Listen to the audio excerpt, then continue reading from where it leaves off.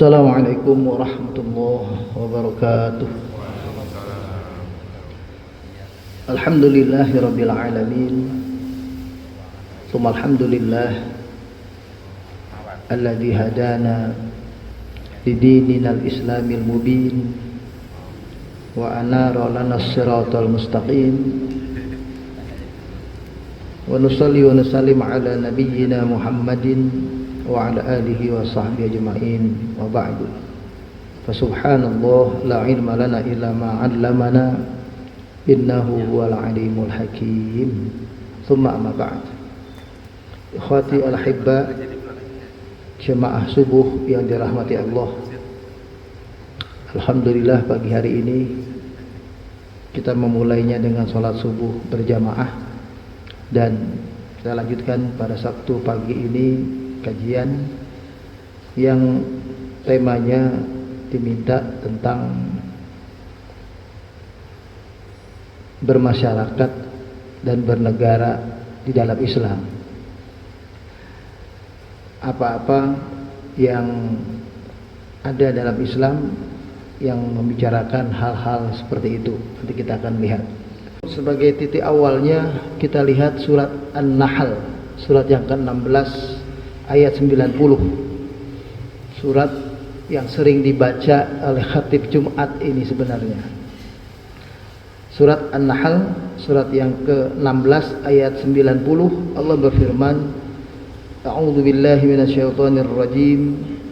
Innallaha ya'muru bil 'adli wal ihsan wa ita'i dzil qurba wa yanha 'anil fahsya'i wal munkari wal baghi ya'idzukum la'allakum tadhakkarun. Ayatnya sampai di situ. Kalau khatib baca washkuru 'ala ni'mi yazidkum, nah, itu udah tambahan lagi. Tapi kalau ayatnya berbunyi sampai ya'idzukum la'allakum tadhakkarun. Allah berfirman, innallaha ya'muru, sesungguhnya Allah memerintah. Ya, kalau dalam konteks ayat ini itu bunyinya ya'muru, tidak ya'murukum. Kalau di ayat lain surat An-Nisa ayat 58 itu bunyinya innallaha ya'murukum an tu'addul amanati ila ahliha. Tapi dalam konteks ayat ini Allah menyebut innallaha ya'muru bil 'adli. Sesungguhnya Allah memerintah. Nah, jadi tidak disebutkan siapa yang diperintah secara langsung.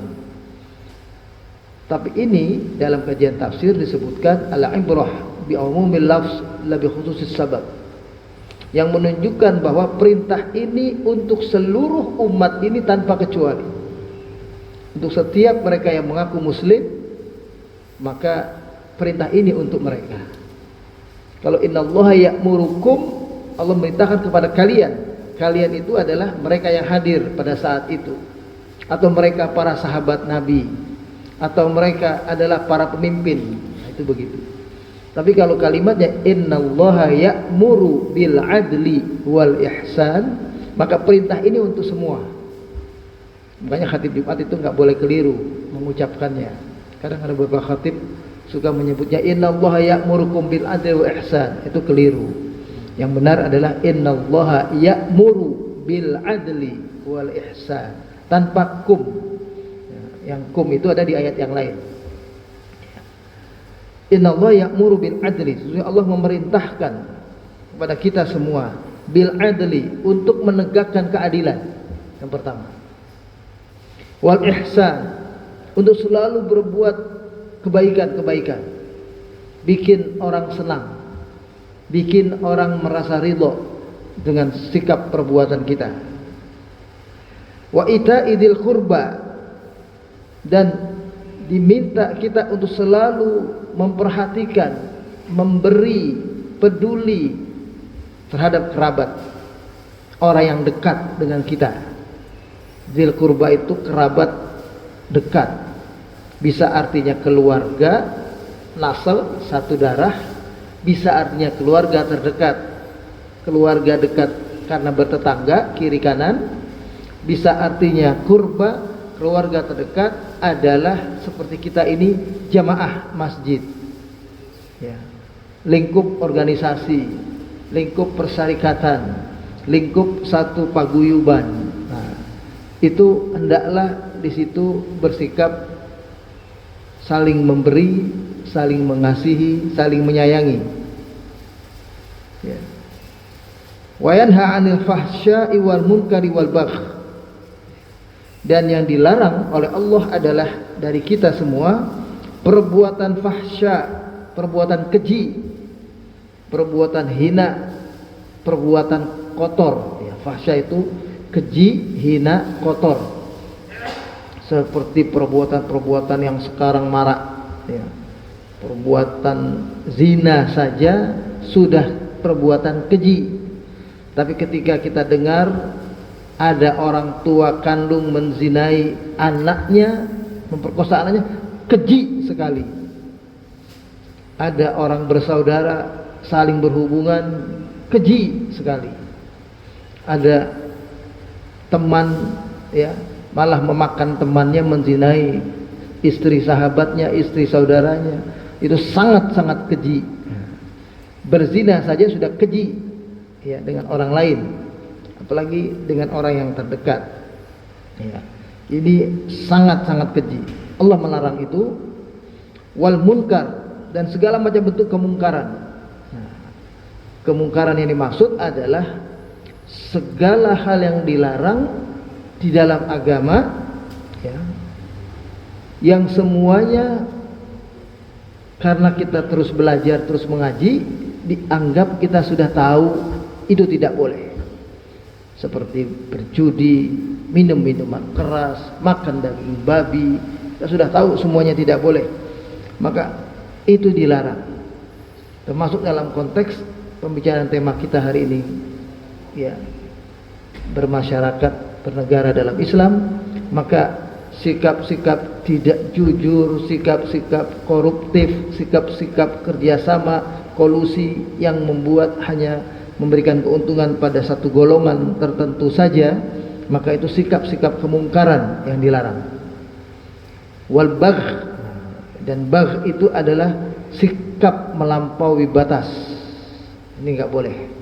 Makan berlebihan, minum berlebihan, ya, menyenangi sesuatu berlebihan, semua berlebihan. Hal yang berlebihan, yang melampaui batas dilarang. Dan secara sadar sebetulnya kita mengetahui bahwa sikap berlebih-lebihan itu membuat, kalau dalam konteks makanan, orang pasti sakit.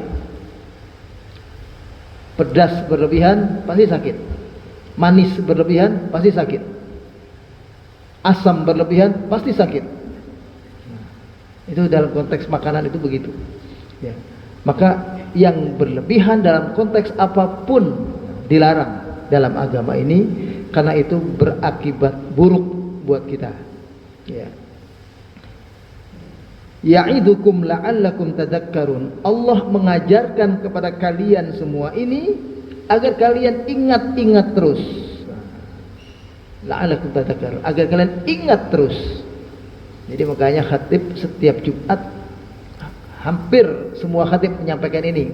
Walaupun kadang-kadang ada khatib tidak membaca ini, karena ini bukan syarat. Biasanya di penutup itu dibaca.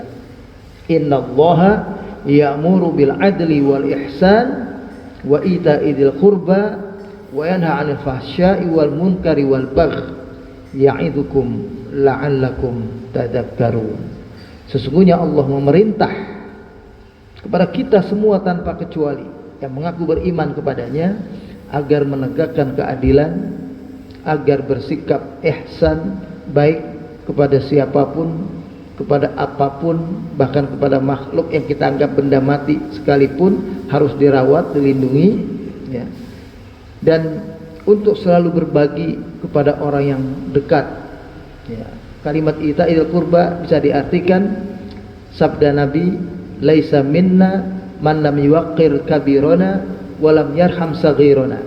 Bukanlah golongan kami, kata Nabi, orang yang tidak menghormati yang lebih tua, yang lebih tinggi, yang lebih besar, ya, tua umurnya, tinggi ilmunya, besar kuasanya, besar kewenangannya, besar kedudukannya.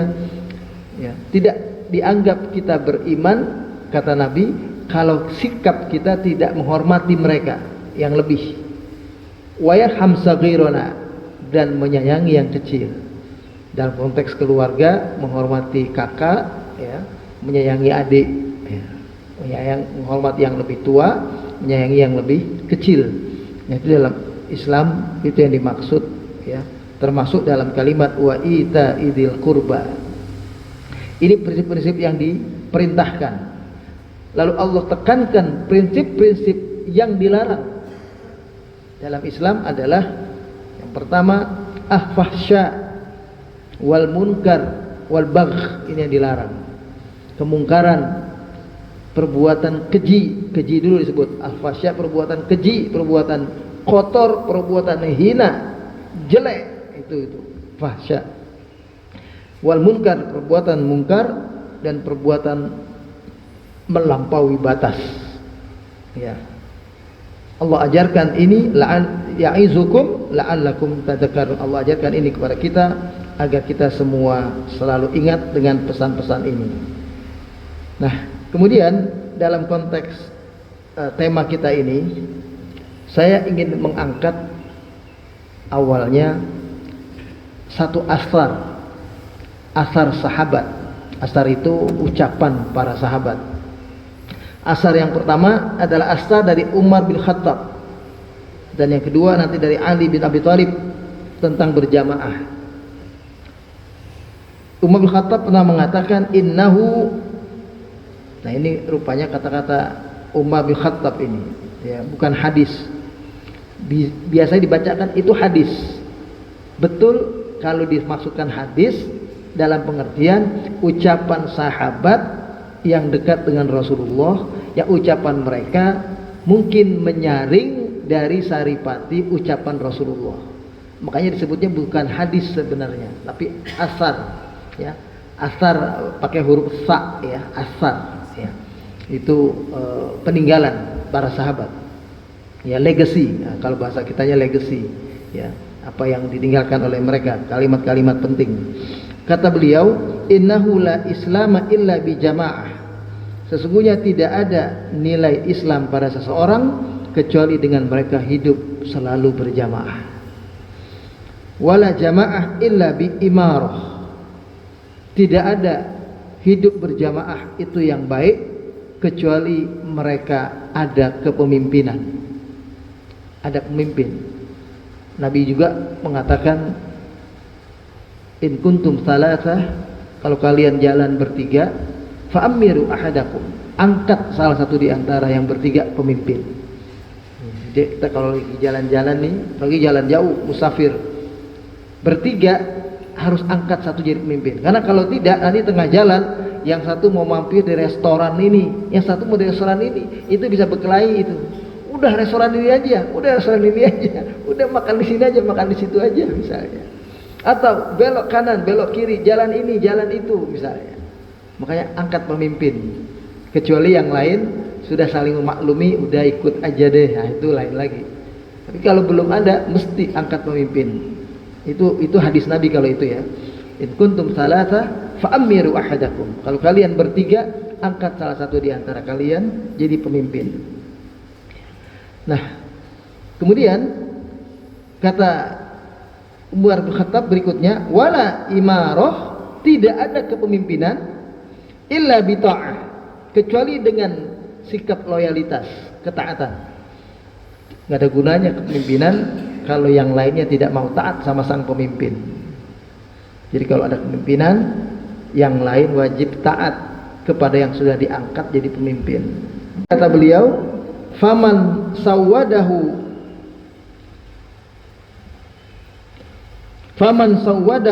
qaumuhu 'alal fiqhi kana hayatan lahu walahum wa man sawwadahu qaumuhu 'ala ghairi fiqhin kana halakan lahu walahum, ya. Maka barang siapa di antara kaum itu telah mengangkat seorang pemimpin dengan fiqh, saling kesefahaman, saling memahami yang tinggi, sudah atas kesepakatan, atas mufakat diangkat si fulan jadi pemimpin, maka jaminan kebaikan, kesejahteraan bagi orang tersebut dan bagi kaum tersebut, bagi orang yang mengangkat dan bagi orang yang diangkat jadi pemimpin.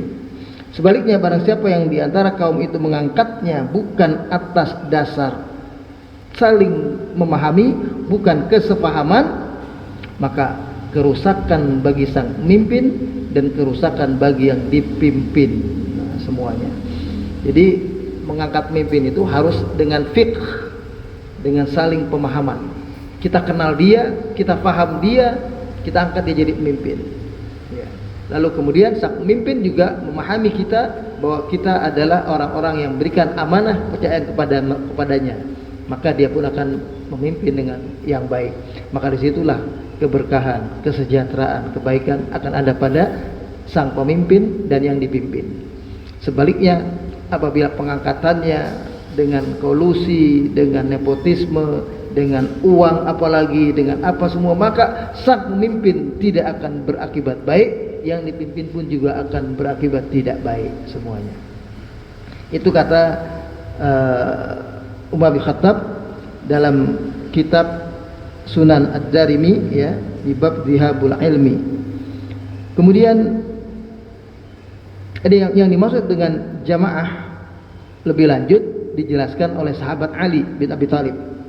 Kata Ali bin Abi Thalib, ya, beliau katakan, as-sunnatu wallahi sunnatu Muhammad sallallahu alaihi wasallam wal bid'atu ma faraqaha wal jamaah wallahi mujama'atu ahlil haqqi wa in qallu wal furqatu mujama'atu ahlil batil wa in katharu.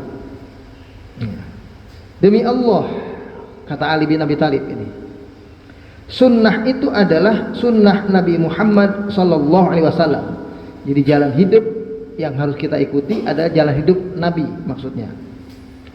Dan bid'ah itu adalah apa-apa yang memperselisihi Nabi. Jadi kalau Nabi berbuat apa, kita melakukan yang tidak seperti Nabi lakukan, itu bid'ah, kata beliau. Dan demi Allah, al-jamaah itu, yang dimaksud dengan jamaah dalam konteks apa yang diucapkan oleh Umar bin Khattab tadi, adalah berkumpulnya ahlul haq sekalipun mereka jumlahnya sedikit. Dan yang bukan jamaah, furqah, ya, atau firqah itu adalah berkumpulnya ahlul batil meskipun jumlah mereka banyak. Jadi jamaah yang dimaksud oleh sahabat Umar bin Khattab dijelaskan oleh Ali bin Abi Thalib adalah kumpulan orang-orang yang berniat menegakkan kebenaran, yang berupaya menegakkan kebenaran meskipun jumlahnya sedikit. Itu yang namanya jamaah.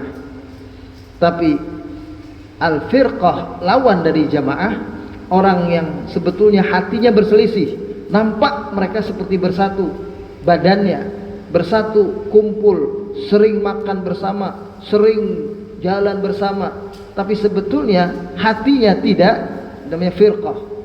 Itu adalah mereka yang berkumpul ahlul batil, ya, orang yang sebetulnya tidak berniat untuk menegakkan kebenaran. Yang dia mau adalah tegaknya malah kebatilan, meskipun jumlah mereka banyak. Jadi walaupun jumlahnya banyak, itu disebut bukan jamaah, ya. Kemudian dalam konteks pimpinan dan pandangan Islam dalam soal bermasyarakat dan bernegara dalam Islam ini, ada dua kitab utama. Saya coba lihat-lihat kemarin, itu ada dua kitab utama. Pertama, tulisan Imam Al-Mawardi, Al-Ahkam As-Sultaniyah, ya. Yang kedua, tulisan Imam Ibnu Taimiyah yang berjudul As-Siyasah Asy-Syar'iyyah. Imam Mawardi, ya, dalam kitab Al-Ahkam As-Sultaniyah, ini sangat terkenal ini. ya, kitab ini, yang artinya adalah prinsip-prinsip hukum di dalam soal kepemimpinan, dalam soal kekuasaan, al-ahkam as-sultaniyah. Sedangkan Imam Ibnu Taimiyah dalam kitabnya as-siyasah asy-syar'iyyah itu artinya politik yang sesuai dengan syariat, politik yang sesuai dengan nilai-nilai syariat. Nah, keduanya dalam pokok-pokok itu, yang satu saya jelaskan pokok-pokoknya saja dan jadi bahan dialog kita nanti. Imam Mawardi menekankan bahwa kepemimpinan as-sultaniyah itu wajib diadakan oleh kita umat Islam karena bertujuan untuk melindungi syariat itu sendiri. Caranya akan bisa terus tegak kalau di dalamnya ada sebuah kekuatan umat Islam yang di situ ada pemimpinnya yang adil, dan di situ akan bersikap menjaga, melindungi nilai-nilai kebenaran dalam Islam. Nilai-nilai Islam tidak akan bisa kita tegakkan dalam kehidupan bermasyarakat secara menyeluruh kalau umat ini tidak punya sultan, tidak punya kekuasaan. Itu menurut Imam Mawardi. Kemudian beliau contohkan sultaniyah yang dimaksud itu adalah kepemimpinan Nabi kita Muhammad SAW. Betapa beliau setelah awalnya beliau hanya sosok Nabi sebagai Rasul, tapi ternyata begitu beliau pindah ke Madinah, yang di sana notabene ada salah satu katakanlah tokoh yang bakal jadi pemimpin dari kaum Khazraj. Di Madinah itu ada dua kaum besar, Bani Aus, Bani Khazraj. Salah satu tokoh Bani Khazraj itu bakal memimpin Yathrib, kota Madinah.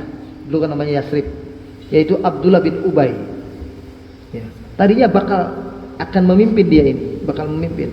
Tapi begitu datangnya Rasulullah Sallallahu Alaihi Wasallam, ternyata Bani Aus, Bani Khazraj, dan orang-orang Yahudi yang juga tinggal di Madinah, ada 3 kaum Yahudi yang tinggal di sana, Bani Quraizah, Bani Qainuga, dan Bani Nadir, ya. Ketiga kaum ini dan kaum Ansar yang asli Madinah atau asli Yathrib, yaitu Bani Aus dan Bani Khazraj, malah mengangkat atau memilih Nabi kita Muhammad Sallallahu Alaihi Wasallam sebagai pemimpin. Lalu kemudian setelah beliau wafat, kepemimpinan ini dilanjutkan oleh Khalifah Abu Bakar, Utsman, Ali, ya, Abu Bakar, Umar, Utsman, Ali radhiyallahu anhum. Keempat pimpinan itu. Di sini ada namanya ini, 4 pemimpin ini. Ya, Khulafaur Rasyidin. Jadi mereka adalah pengganti Rasulullah yang terpercaya. Maka kepemimpinan itu berlanjut kepada mereka. Lalu dalam Islam, menurut Imam Mawardi ini berlanjut ke zaman kekhalifahan. Meskipun di sana banyak terjadi katakanlah hal-hal yang tidak sesuai dengan ajaran Islam, tapi imarah mereka, kepemimpinan mereka dibangun di atas dasar Al-Quran dan As-Sunnah. Bani Umayyah, Bani Abbasiyah, dan Bani Utsmaniyah yang terakhir. Ya. Nah, itu adalah sistem yang mestinya dimiliki oleh umat Islam menurut Al-Mawardi. Ya. Sedangkan Ibnu Taimiyah dalam kitab As-Siyasah Asy-Syar'iyyahnya lebih menekankan kepada keadilan. Ya. Kalimat yang beliau kutip adalah ayat tadi ini. Innallaha ya'muru bil adli wal ihsan, dan tadi ini ayat. Dan beliau melihat kalimat dalam Al-Quran di ayat lain, surah Al-Ma'idah, surat yang kelima ayat 8. Ya. Surah Al-Ma'idah ayat 8 berbunyi, bentar. Ya ayyuhalladzina amanu kunu qawwamina lillahi syuhada'a bil qist Wahai orang-orang yang beriman, jadilah kalian orang-orang yang menegakkan atas nama Allah keadilan. Menegakkan keadilan atas nama Allah. Dan kalian adalah saksi-saksi di dunia yang tahu bahwa Islam adalah agama yang menjunjung tinggi keadilan. Wala yajrimannakum syana'anu qaumin ala alla ta'dilu. Dan jangan sekali-kali kebencian kalian kepada suatu kaum membuat kalian berlaku tidak adil kepada kaum itu.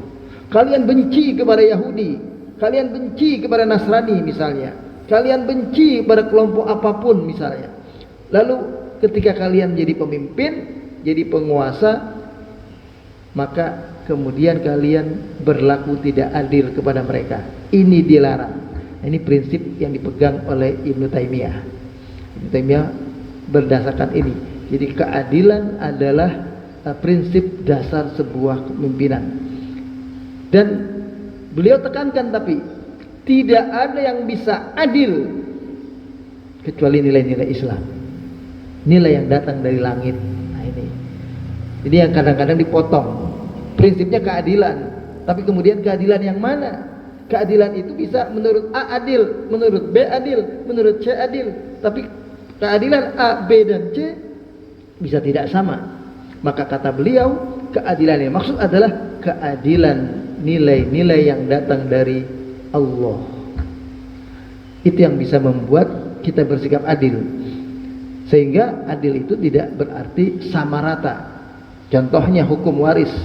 Laki dapat 2 kali lipat dari perempuan. Itulah keadilan yang dimaksud. Bukan berarti keadilan itu sama rata. Nah, itu begitu. Bukan berarti keadilan adalah kelompok A dapat banyak, kelompok B dapat sedikit, kelompok C dapat setengah. Tidak. Bagaimana A, B, C itu dinilai menurut syariat. Nah, itu begitu kalau dalam pendapat Ibnu Taimiyah. Lebih menekankan keadilannya. Ya. Bentuknya boleh apa saja. Ya. Kalau beliau berpendapat begitu. Makanya sekarang ada sistem demokrasi, ada sistem negara, ini semua itu seperti itu.